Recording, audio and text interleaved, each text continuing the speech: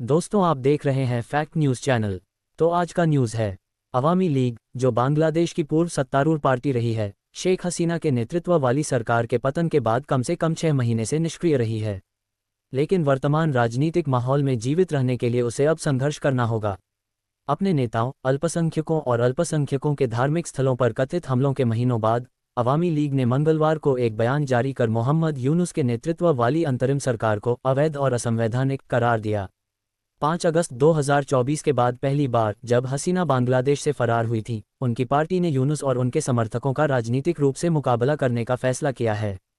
निर्वासन में रह रहे पार्टी के शीर्ष नेतृत्व ने 1 फरवरी से शुरू होकर 1 महीने की योजना तैयार की है, जिसकी शुरुआत देश के विभिन्न हिस्सों में पर्चे बांटने से होगी। इन पर्चों में अवामी लीग यूनुस के कुशासन की जानकारी जनता तक पहुंचाने का प्रयास करेगी। 6 फरवरी को पार्टी विरोध मार्च निकालेगी, जो एक जनसभा में समाप्त होगा। 10 फरवरी को एक और आंदोलन और जनसभा आयोजित करने की योजना है। बांग्लादेश के विभिन्न हिस्सों में 16 फरवरी को नाकाबंदी की योजना बनाई गई है, जिसे पार्टी 18 फरवरी को देशव्यापी बंद के लिए वार्म अप मान रही है।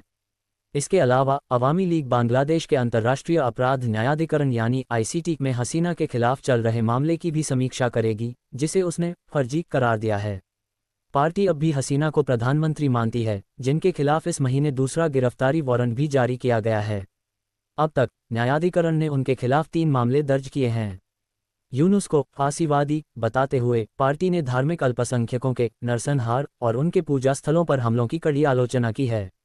इसके अलावा सुनियोजित तरीके से 3000 से अधिक बच्चों, छात्रों, युवाओं और पुलिसकर्मियों की कथित हत्या की भी निंदा की है।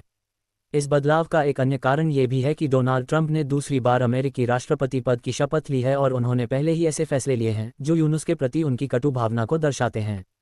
हसीना और उनकी पार्टी को तब वैधता महसूस हुई जब ट्रंप प्रशासन ने बांग्लादेश को संयुक्त राज्य अमेरिका की एजेंसी फॉर इंटरनेशनल डेवलपमेंट यानी USAID की फंडिंग रोक दी। अवामी लीग के नेताओं का कहना है कि यह बांग्लादेश की अंतरिम सरकार की सच्चाई को दर्शाता है। अमेरिका द्वारा वित्तपोषण बंद करने का फैसला शेख हसीना के व्यापक प्रयासों के अनुरूप है। इस निलंबन ने उन संगठनों के वित्तीय प्रवाह को बाधित कर दिया है, जिन्होंने ऐतिहासिक रूप से मोहम्मद यूनुस की छवि को मजबूत किया था, जिससे उनकी सॉफ्ट पावर का प्रभाव कम हुआ है। निराश्रय होने के 8 महीने बाद भी अनुभवी राजनेता और अवामी लीग की प्रमुख शेख हसीना अभी भी पीछे हटने को तैयार नहीं हैं।